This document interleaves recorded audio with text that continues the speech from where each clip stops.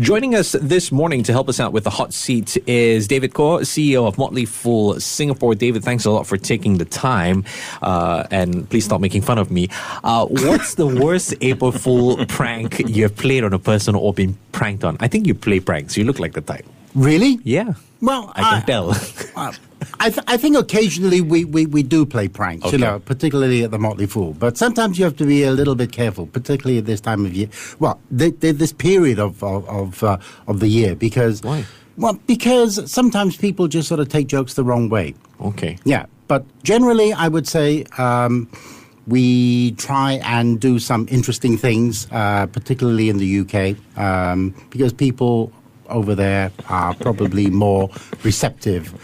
But people are now becoming more aware that it is April the 1st, so therefore it is getting increasingly more difficult to sort of pull off some really good pranks. Yeah. We'll give you context. Our next guest has been named a master clown by the World Clown Association. Maybe David's the president of that association. That makes him one of only 4 in the world. We're not joking. There really is such an association. But why would anyone choose a career as a master clown? What are some of the challenges in this industry of clowning around?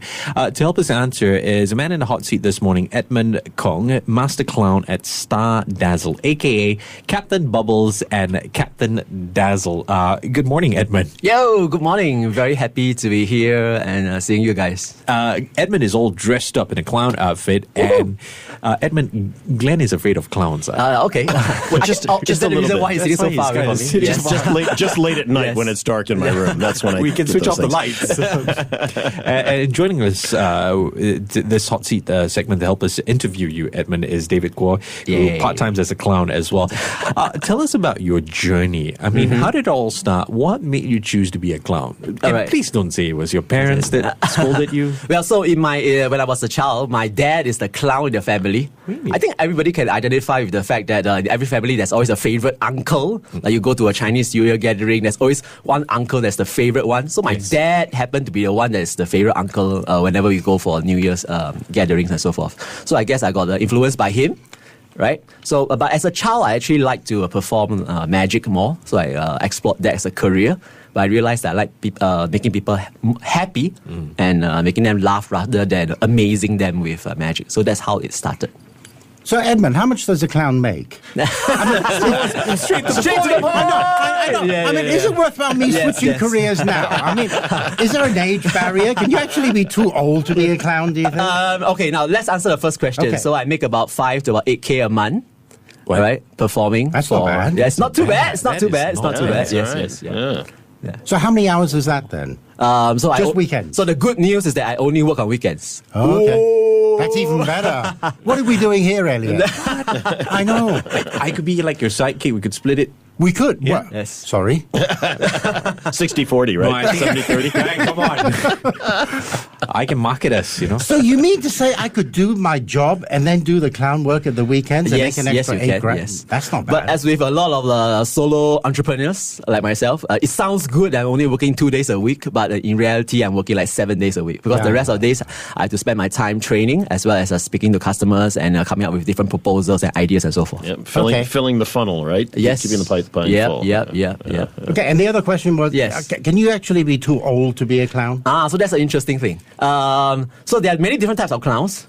There's one category of clowns, we call them the tramp clowns. I'm not sure whether you're familiar with that. Like the hobo clowns, the one with the black beards. Yeah. So that is Why are you looking at me when you say that? everyone's looking at No. He's just giving you career options. That's all. That's all. Yes, but what is interesting is that we are in the clown world, we have young people playing the role of the hobo. Okay. And then we have the reverse. We have the older people playing the role of what we call the classic white clown, which is usually done by the younger people. So which is interesting. So what about this sort of very topical thing at the moment? Is there a gender equality amongst clowns?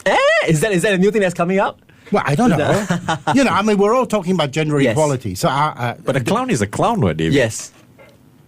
what's a female clown called? Clown. It's called, Okay. It's not a clownette. Yes. Oh, really? I don't know. I'm asking. In the past, if you realize all the circuses, in the circuses, you have most of the clowns are like male clowns. Sure. Yeah, but there are a lot of female clowns working in the circuses as well in the past. And of course, in our current day and age, there are more. Okay. Yeah. And of course, their costumes are designed to fit their figure and their character, so they don't look like male clothes. Edmund Khong, Master Clown at Star Dazzle, in the hot seat this morning. Edmund, I grew up going to the Ringling Brothers Circus. Yes. Every year my dad and my mom would take us, my brothers and I. I'm curious, in the U.S., of course, there's the Clown College in Florida and other places, but here it's really not much of a common career choice. What did you face, I guess, culturally from society becoming a clown as a profession? Of course, it's going to be something that's very different, but I would say it's a business choice. Right? When I was developing my business in about the year 2005, right, I realized that I wanted to go into clowning to differentiate myself from all the other competitors in the market. Generally speaking, in Singapore, when you talk about birthday celebrations or a birthday party, they always talk about having birthday party magicians, but they don't talk about having a birthday party clown, which is more popular in the US. Right. So that's why I wanted to go into the clowning to differentiate myself from the other competitors. So at the same time, because of course I was still offering the magic shows, because it is what's popular, I need to cater to the market. But at the same time, I include juggling, clowning, and ventriloquism, puppetry, balloon sculpture, a whole lot of other stuff into the magic show itself. So when you're talking about the education, my journey, right? So yes, like the Ringling Circus are the most famous circuses in the US. So the moment I finished my NUS degree, right, I majored in history. I immediately flew over to the US. Oh, did you? Yes, I did. In 2005, I attended this training institution called the Clown Camp for a couple of weeks. So that's how I got started. Interesting. Yes. Yeah. David, if you and I are going to do this on the weekend, right, and make money, we're going to need some kind of a title, because Edmund here won the title of World's Best Clown 2017 and 2018 at the World Clown Competition. Okay. Yeah? Yeah. So I guess we're going to have to come up with some kind of a unique selling point if we're going to do this. What's it going to be? I don't know. Let's copy Edmund. What's your unique selling point? My unique selling point, like I mentioned earlier, the clowning is the one that differentiates me from the... So all the magic acts yes, and whatnot. yeah, I try to combine everything. So I'm not just doing magic, I'm incorporating, I'm doing a fusion. Okay. Kind of stuff, yeah. Actually, what do your parents have to say about this? Are they proud yes. that, what does your son do for a living? He's a clown. Yes, he's a clown. Most parents would think that they're Yes. joking, you know. Yes. Okay, when I was brought up as a child in the 80s and 90s, my parents brought me up in a different way that I would say as compared to the other children of my generation. Okay. My dad especially told me that it's important to put time into the studies, but at the same time, we must also not neglect what we like, things like our hobbies. Can I just ask you how did you get to the studio today? Did you catch public transport wearing that? I did. I took a cab here. Yes. With all the makeup. Yes, with all the makeup. And the taxi uncle or auntie Yes. would actually stop and pick you up. That's the interesting part. Let's put it this way. I'm not the weirdest thing the taxi uncle has seen. Well, In good fact, point. most of my neighbors know what I do, of course. So they are kind of used to me being in makeup and costume all the time. Yeah. Wow. And because I'm in makeup and costume, I do have to remain what we call in character. So I do highs and I wave to the children and so forth. Yes, while still maintaining the professional behavior and so forth. Yeah. In the hot seat this morning is Edmund Khong, Master Clown, Hey. Star Dazzle. You really should take a look at the video once it's out. We'll continue this conversation right after traffic. Edmund, I guess on a serious note, to make 5 to 8K a month, like you mentioned earlier, what's the best way to market yourself? So I've done it through various platforms, social media, word of mouth. But generally speaking, although I could do a lot more for my business, at the same time, I want to maintain a good work-life balance. Okay. Yes. What is work-life balance for you? Are you married? Do you have kids? Yes, I'm married, but I've got no children because it's going to be crazy. It's really crazy meeting and entertaining children, crazy children on every weekend. So I don't foresee having kids of my own. I love entertaining children. I love playing with them. That's why I am a clown. Okay. But taking care of the kids and that's going to be another story for me. Not ready for that just yet. I mean, when you have kids, you can progress from being a clown to a stand-up comedian like my friend David Payoh. Yes. I mean that in the highest regard. Moving right on to the next question. Edmund, many industries have professional designations, right, that help you achieve a higher status and that sort of thing. And you have the Master Clown title, right, from the World Clown Association. First of all, is this important for a professional clown to have this designation? And how has it helped you in your business? Now, let me explain a little bit how I got this Master Clown Award. Every year, the World Clown Association organizes the World Clown competition, of course, at its convention. So there is what we call an overall champion, or what we call the best all-around clown. So we must take part in 3 different separate competitions. Oh. Yeah. So the Master Clown Award is given to the clown that wins this best all-around clown 2 years in a row. Wow. You have to do it consecutively. Okay. So, of course, this designation is very helpful for me. It gets me into the media, interviews like this one, which is going to be very helpful for me. Yeah. Okay. Yes. Yeah. But for me, when I first entered the competition in 2017, I wasn't in so much wanting to win the award, but I wanted to use the competition as a way to develop myself and grow my skills and see how I compare against the other clowns in the region as well as the rest of the world. Because the one in 2017, it was organized in Bangkok. So we had a lot of clowns from this region, especially from China and Taiwan and Hong Kong. They are very, very good. So when I won that in Thailand, I was happy. So naturally, every clown that wins in the first year will try to win the Master Clown Award in the second year.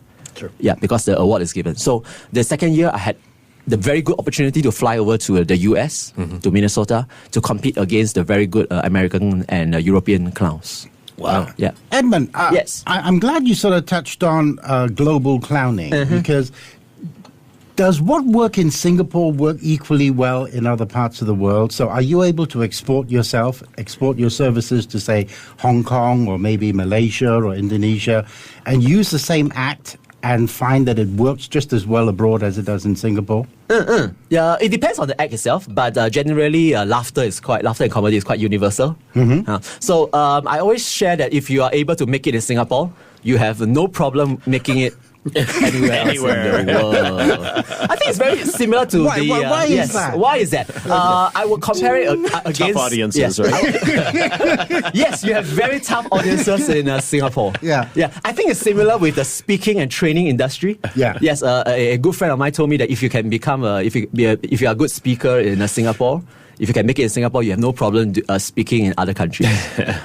That's not exactly true, because what okay, is, now when I say other because countries, what is funny in Singapore may not actually be funny that somewhere is true. else. That is true. I have fallen flat, on a number of occasions. Yes. Can you believe that, Elliot? I can.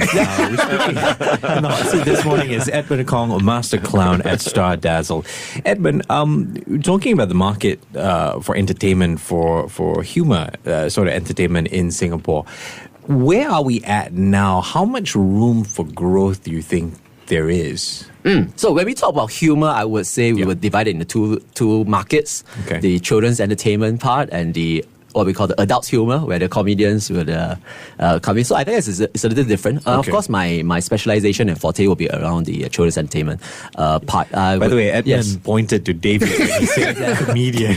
And so you had the jingle was a jingle of shock from David. Yes. So in terms of the children's entertainment in Singapore, I think we're still trying to push the edge. Okay. Right. I think the children, at least the customers that I serve, they are very fortunate. They're very lucky. I've got like, for example, on the weekend sometimes I do about 4. On a Saturday, I do about 4 or 3 shows. And then, guess what? I have to move from show to show to show, from party to party to party. But some of the kids do the exact same thing. They have got 3 or 4 parties to attend on a single day. Okay. So, which means to say, when they go to each party, they see that the entertainer, be it a magician, a clown, or a juggler, the children in Singapore, they have seen quite a lot of variety. Do you find that a lot of verbal stuff works in clowning, or is most of your stuff fairly quiet and a lot of mime goes on? There's both. So I use both. for my acts. Which one is more effective? For me, since if I can talk, I would rather use my voice. Okay. Yes, but there are performers who specialize, who choose not to use their voice. In that case, then they can bring their act to a more international audience. Yeah. Have you ever thought about joining Cirque du Soleil or something like that? Oh, I have, yes. But it depends on the market that I want to serve, because I really like what I'm doing right now. Yeah. Yes. And do you do a lot of traveling for your job? Yes. I wish I can do more. Mm-hmm. Yes. I'll be traveling to the US this year to perform as well as teach. Yeah. Teach clowning. Teach clowning, yes. And this award of being the master clown helps. It helps, of course. It helps. Yeah. It puts me. Is it all expense paid? It's all expenses paid. So like I mentioned, I only see the word options on David's face.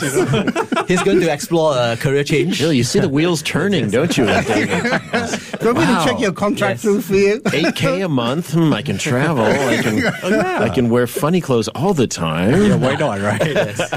But there must be some level of investment involved. I know you run the company with your wife. Yes. In terms of investing, this Star Dazzle Concepts is the name of the company. What's involved here? Props? What else? Props, training. Okay. When I go overseas, I'm a believer in lifelong learning. So every year I try to find opportunities whereby I can go overseas and learn from my teachers. Okay. I've got 2 teachers in Japan, and I try to visit them at least once a year. So clowning in Japan is actually getting very developed. Yes. So close to the years, like the year 2000, some of them went over to the US to clown camp. Yes, and they picked up a lot of the skills, and they came back, and it's now quite a booming industry in Japan. Yeah, wow. They are always very intrigued by the things that the culture and the arts in the US, and they always try to bring something over. Okay, just a very quick question. We're all into robotics these days, yeah? Can you see one day a robot replacing you as a clown? That is cool. That would be cool. I believe that there could be a cool integration. Like I could be juggling, I could pass some things to the robot could pass something back to me, and so forth. I think it's just done you out of a job. I think I can work without you now, Elliot. Doesn't it already exist? In fact, right now I'm working with Nanyang Polytechnic to develop a chatbot. Wow. Yeah. So I'm also harnessing AI and technology to increase my business. So the joke that I wanted to make was, doesn't robot clowns already exist? I mean, surely you've seen different parliament sessions all over the world. I'm here all week. I'm here all week, ladies and gentlemen. Be good to your waiter. So topical. Thank you so much. Thank you so much for coming by the studio this morning. Our guest host, of course, thank you, David Koh, CEO of Motley Fool Singapore. This was a mess, gentlemen. The Hot Seat on the Breakfast Huddle with Elliot Danker, only on Money FM 89.3. Money FM 89.3.